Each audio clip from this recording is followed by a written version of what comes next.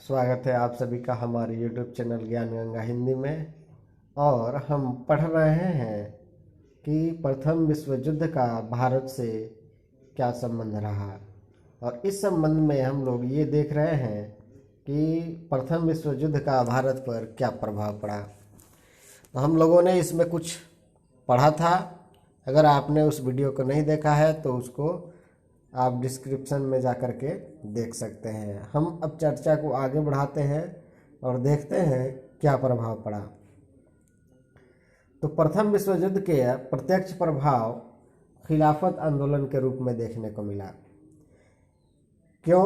क्योंकि प्रथम विश्व युद्ध जब समाप्त हुआ तो ऐसी अफवाह फैली कि तुर्कों के साथ अंग्रेजी सरकार जो है एक बहुत ही सख्त संधि थोप रही है, क्योंकि प्रथम विश्व युद्ध में तुर्की की हार हुई थी। और ऐसी स्थिति में ये माना गया कि उसके साथ जो संधि की जाएगी वो बहुत ही ज़्यादा कठोर संधि की जाएगी, जैसे कि जर्मनी के साथ की गई। चूँकि तुर्की का जो आध्यात्मिक नेता था वो पूरे दुनिया के मुसलमानों का नेता माना जाता था। ऐसी स्थिति में उसके साथ इतनी कठोर संधि थोपी जाना या थोपने की अफवाह फैलना किसी भी सूरत में मुसलमान बर्दाश्त नहीं कर सकते थे, और इससे भारत के मुसलमानों में भी नाराजगी बढ़ी। नेक्स्ट है कि 1916 में कांग्रेस और मुस्लिम लीग में समझौता हुआ, और जब दोनों में समझौता हो गया तो दोनों में एक साझी ज़मीन तैयार हो गई कि दोनों आदमी मिलकर के हम लोग जो है अंग्रेज़ों का मुकाबला करेंगे। और ये भी क्यों हुआ? क्योंकि अंग्रेजी शासन ने अपनी वादा खिलाफी की। प्रथम विश्व युद्ध के समय कहा था कि हम आपको स्वशासन दे देंगे, लेकिन उन्होंने ऐसा कुछ भी नहीं किया। नेक्स्ट है कि खिलाफत का जो मुद्दा उठा, यानी खलीफा के साथ जो अंग्रेजी सरकार कर रही थी उसको लेकर के भारत के सभी लोगों में, हिंदू मुस्लिम सभी लोगों में अंग्रेजी सरकार के खिलाफ आंदोलन की आग सुलग उठी। और उस मुद्दे को गांधी जी ने बड़े ही जोर शोर से उठाया, और गांधी जी ने यह माना अच्छा मौका हो सकता है जब हम भारत के लोगों का सहयोग लेकर के एक आंदोलन कर सके। और उन्होंने असहयोग आंदोलन किया भी।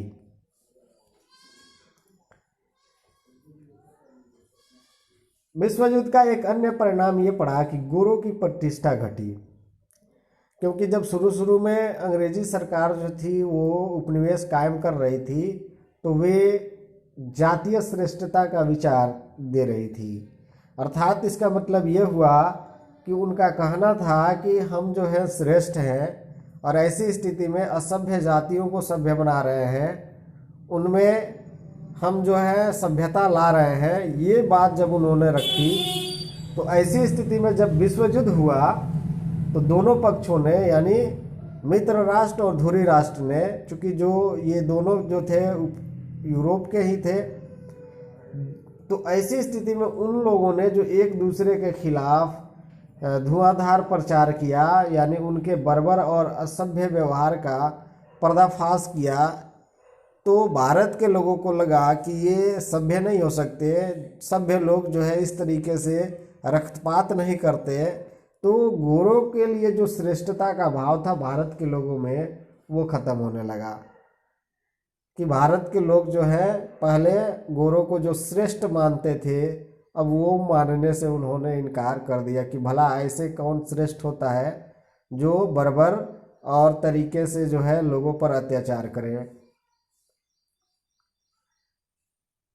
नेक्स्ट इसका प्रभाव ये पड़ा कि प्रथम विश्व युद्ध के बाद जो हालात उत्पन्न हुए, अंग्रेज़ों ने जो कानून बनाए या जो कर लगा दिए, या जिस तरीके से उन लोगों ने मजदूरों के साथ गलत व्यवहार किया, इस वजह से गांधी को एक ऐसी परिस्थिति मिल गई जिसका वो फ़ायदा उठा सके, और फ़ायदा उठा करके उन्होंने कई आंदोलन भी चलाए।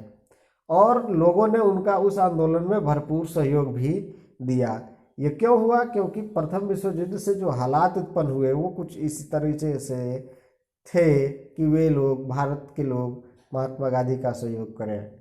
जैसा कि आप सभी जानते हैं कि जब 1915 में दक्षिण अफ्रीका से भारत लौटे महात्मा गांधी, तो 2 सालों तक उन्होंने कुछ रचनात्मक कार्य किए, और इन रचनात्मक कार्यों के अलावा उन्होंने पूरे भारत का भ्रमण भी किया, भारत के बारे में जानकारियाँ भी इकट्ठी की, लोगों की समस्याओं को देखा, और इसी क्रम में उन्होंने रचनात्मक कार्यों के साथ उन्होंने अहमदाबाद में एक आश्रम की भी स्थापना की।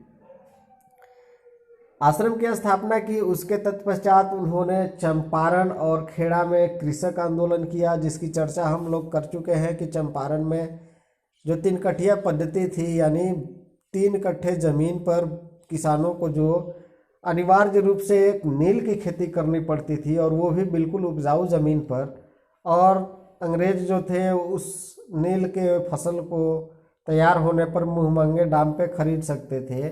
तो ये जो पद्धति थी, और जो लोग नील की खेती नहीं करते थे उनको बहुत ज़्यादा मारा पीटा जाता था। तो ऐसी स्थिति में इस पद्धति से चंपारण के लोगों को महात्मा गांधी ने मुक्त कराया। उसी तरीके के खेड़ा में जो कर बढ़ा दिए गए थे उसके विरोध में जो आंदोलन किया, वहाँ भी उनको सफलता मिली। और फिर नेक्स्ट अहमदाबाद में महात्मा गांधी ने श्रमिकों के नेतृत्व में आंदोलन किया। श्रमिक जो थे, चूँकि अंग्रेजी शासन जब शुरू में विश्व युद्ध शुरू हुआ, तो जैसा कि आप लोगों ने देखा, पढ़ा कि वे भारत के लोगों को तरह तरह की सुविधाएं प्रदान की, और इसी क्रम में उन्होंने श्रमिकों को भी सुविधा दी, उनको बोनस दिया, समय पर वेतन दिया। लेकिन जैसे ही आंदोलन खत्म हो गया उन्होंने बोनस में कटौती कर दी। तो ऐसे में महात्मा गांधी ने उन मजदूरों के आंदोलन का नेतृत्व किया। उसके बाद जो है उनकी बोनस जो है फिर से बहाल की गई। तो ये 3 जो आंदोलन महात्मा गांधी ने किए, ये प्रथम विश्व युद्ध के बाद ही किए। प्रथम विश्व युद्ध से जो हालात उत्पन्न हुई उससे को देख करके किया, और ऐसे में जब इन्हें सफलता मिली तो इनकी पहचान जो थी वो राष्ट्रीय स्तर पर हो गई। प्रथम विश्व युद्ध के अंतिम दौर में लास्ट में कांग्रेस, होम लीग और मुस्लिम लीग, इन तीनों नेताओं में गहरा संबंध स्थापित हो गया, और गहरा संबंध स्थापित होने का परिणाम ये हुआ कि सभी ने मिलकर के सरकार की जो दमनकारी नीतियां थी या रॉलेट एक्ट था, उसके विरोध में इन लोगों ने सत्याग्रह की शुरुआत की। तो इस तरीके से प्रथम विश्व युद्ध के प्रभाव में हम लोगों ने ये सारी चीज़ें, जानकारियाँ हासिल की।